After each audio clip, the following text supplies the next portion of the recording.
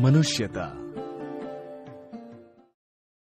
कवि के अनुसार मानव चाहे किसी भी धर्म को मानने वाला क्यों न हो, उसका पहला धर्म मानवता ही होना चाहिए। कवि ने कविता का आरंभ इन पंक्तियों से किया है।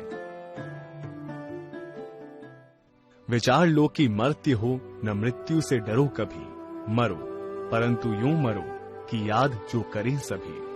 हुई न यूं सो मृत्यु तो वृथा मरे वृथा जिए। मरा नहीं वही कि जो जिया न आपके लिए। वही पशु प्रवृत्ति है कि आप ही चरे। वही मनुष्य है कि जो मनुष्य के लिए मरे। यहाँ कवि कहते हैं कि मनुष्य को ये जान लेना चाहिए कि वो अमर नहीं है, इसलिए उसे अपने जीवन में ऐसे काम करने चाहिए कि लोग मरने के बाद भी उसे याद करें। ऐसे व्यक्ति का जीना और मरना दोनों ही व्यर्थ हैं, जो केवल अपने स्वार्थ के लिए ही जीता है। मनुष्य वही अमर हो पाता है जो स्वयं के लिए नहीं जीता है। इन पंक्तियों में कवि मैथिली शरण गुप्त जी ने मनुष्य और पशु की प्रवृत्तियों में अंतर बताते हुए कहा है कि पशु को सिर्फ अपना पेट भरने से मतलब होता है, वही मनुष्य चाहे तो उदारता, दया और बुद्धि का प्रयोग कर दूसरों की मदद कर सकता है। अतः इन पंक्तियों का मुख्य भाव ये है कि परोपकार पूर्ण जीवन जीकर मनुष्य अमरत्व को प्राप्त कर सकता है। स्वयं के लिए तो पशु भी जीते हैं। कविता की अगली पंक्तियां इस प्रकार हैं। उसी उदार की कथा सरस्वती बखानती, उसी उदार से धरा कृतार्थ भाव मानती। उसी उदार की सदा सजीव कीर्ति कूजती, तथा उसी उदार को समस्त सृष्टि पूजती। अखंड आत्म भाव जो असीम विश्व में भरे, वही मनुष्य है कि जो मनुष्य के लिए मरे। इन पंक्तियों में कवि कहते हैं कि इसी आत्मीयता और परोपकार की कथा का पुस्तकों में उल्लेख किया जाता है, और ये संसार भी इसी उदारता के प्रति आभार व्यक्त करता है। इन पंक्तियों का तात्पर्य है इसी सहृदयता का यश हमेशा बना रहता है, और इसी सहृदयता का सभी लोग सम्मान करते हैं। अखंड आत्म भाव जो असीम विश्व में भरे, वही मनुष्य है कि जो मनुष्य के लिए मरे। इस जगत में जो लोग दूसरों के प्रति असीम आत्मीयता और दया की भावना रखते हैं, वास्तव में वही लोग मनुष्य कहलाने योग्य हैं। अतः इन पंक्तियों का मुख्य भाव है कि उदार एवं परोपकारी व्यक्ति को ही यश की प्राप्ति होती है।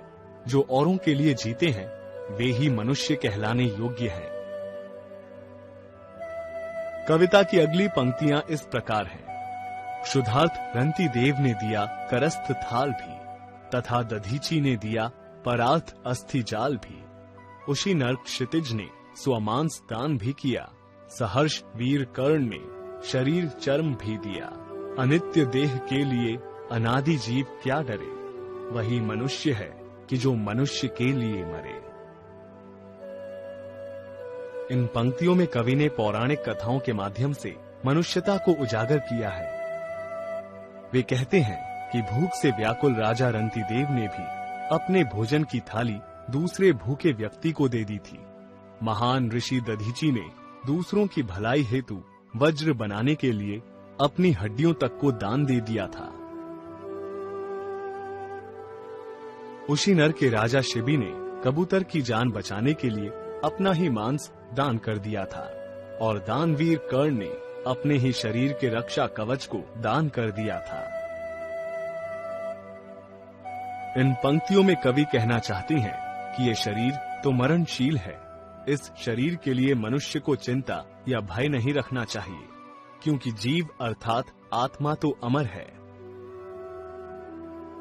रंतिदेव, दधीची, राजा शिबी और दानवीर कर्ण जैसे पौराणिक पात्रों का उदाहरण देकर मनुष्य जीवन में परोपकार एवं दान की महत्ता को दर्शाया है। अगली पंक्तियों में कवि कहते हैं कि सहानुभूति चाहिए, महाविभूति है यही। वशीकृता सदैव है, बनी हुई स्वयं मही। विरुद्ध वाद बुद्ध का दया प्रवाह में बहा। विनीत लोक वर्ग क्या न सामने झुका रहा।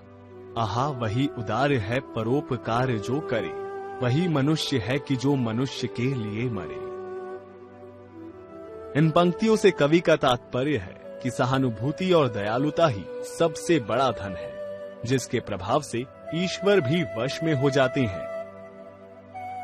महात्मा बुद्ध ने लोगों की भलाई के लिए पुरानी परंपराओं का विरोध किया था, और यही कारण है कि लोगों के मन में उनके लिए भक्ति और पूजनीय भाव है। वही व्यक्ति सहृदय है जो दूसरों पर परोपकार करे।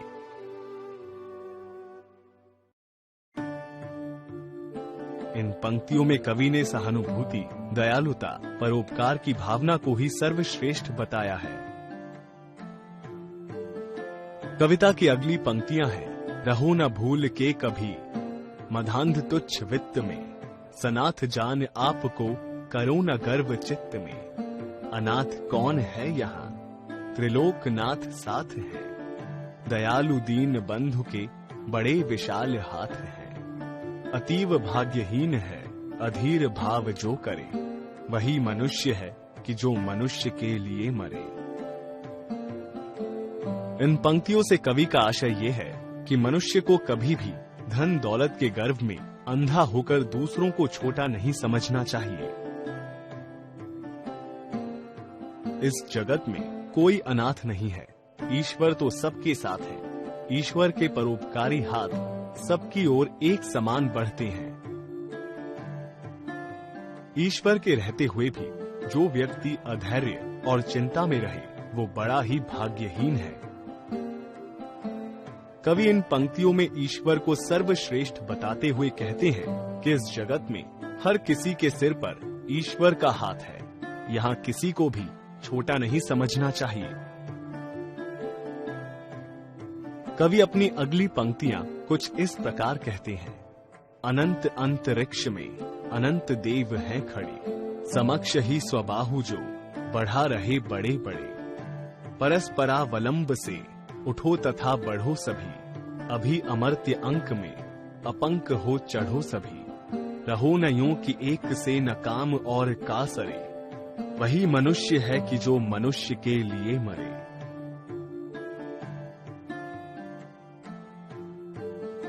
इस अनंत आकाश में असंख्य देवी देवता विद्यमान हैं, जो सुहृदय मनुष्यों के लिए अपने हाथ बढ़ाए स्वागत के लिए खड़े हैं। कवि सभी को एक दूसरे का सहयोग करते हुए आगे बढ़ने को कह रही हैं और निष्पाप एवं कलंक रहित रहकर सभी को ईश्वर की गोद में जाने के लिए प्रयत्नशील रहने को कह रही हैं। इन पंक्तियों में कवि कह रही हैं कि मनुष्य को एक दूसरे का सहयोग और भलाई के लिए प्रयत्नशील रहना चाहिए। अतः उपर्युक्त पंक्तियों के माध्यम से कवि मनुष्यों को एक दूसरे के सहयोग से आगे बढ़ने के लिए कह रही हैं। कविता की अगली पंक्तियां इस प्रकार हैं, मनुष्य मात्र बंधु है, यही बड़ा विवेक है। पुराण पुरुष स्वयंभू, पिता प्रसिद्ध एक है। फलानुसार कर्म के अवश्य बाह्य भेद है, परंतु अंतरैक्य में प्रमाणभूत वेद है। अनर्थ है कि बंधु ही न बंधु की व्यथा हरे, वही मनुष्य है कि जो मनुष्य के लिए मरे। इन पंक्तियों में कवि का आशय ये है कि मनुष्य के द्वारा एक दूसरे के प्रति बंधुत्व का भाव रखना बहुत ही समझदारी की बात है, क्योंकि सभी मनुष्य उस ईश्वर की ही तो संतान है। सभी मनुष्यों के कर्मों में भिन्नता भले ही हो, लेकिन आत्मा से तो वे एक ही हैं। कवि कह रहे हैं कि ये तो बहुत ही गलत होगा यदि मनुष्य ही मनुष्य के कष्ट को कम करने का प्रयास न करे। उपर्युक्त पंक्तियों का मुख्य भाव है कि हर मनुष्य को दूसरे मनुष्य को अपना बंधु मानते हुए उसकी व्यथा, पीड़ा को दूर करने का प्रयास करना चाहिए। कविता की अंतिम पंक्तियां इस प्रकार हैं, चलो अभिष्ट मार्ग में सहर्ष खेलते हुए, विपत्ति विघ्न जो पड़े उन्हें ढके लते हुए। घटे न हेल मेल हाँ, बढ़े न भिन्नता कभी। अतर्क एक पंथ के, सतर्क पंथ हो सभी। तभी समर्थ भाव है कि तारता हुआ तरे। वही मनुष्य है कि जो मनुष्य के लिए मरे। कविता के अंत में कवि ने जीवन की तुलना एक खेल से की है। चाहे लाख विपत्तियां क्यों ना आए, उन्हें ढकेलते हुए हमें आगे ही आगे बढ़ना चाहिए। कवि कहते हैं कि एक बार मार्ग चुन लेने के बाद कोई बहस और कुतर्क नहीं होना चाहिए। सभी में भाईचारा हो और जो समर्थ हैं, वे कम भाग्यवान लोगों को अपने साथ लेकर चले। जो खुद पार होने का सामर्थ्य रखते हों, वे दूसरों की भी नैया को पार लगाते हुए चले। मैथिली शरण गुप्त जी की अंतिम कुछ पंक्तियों का भाव है कि जीवन रूपी इस मार्ग में कितनी ही मुश्किलें आए, उनसे बिना डरे उनका सामना करते हुए, कमजोरों को अपने साथ लेते हुए मनुष्य को आगे बढ़ते रहना चाहिए।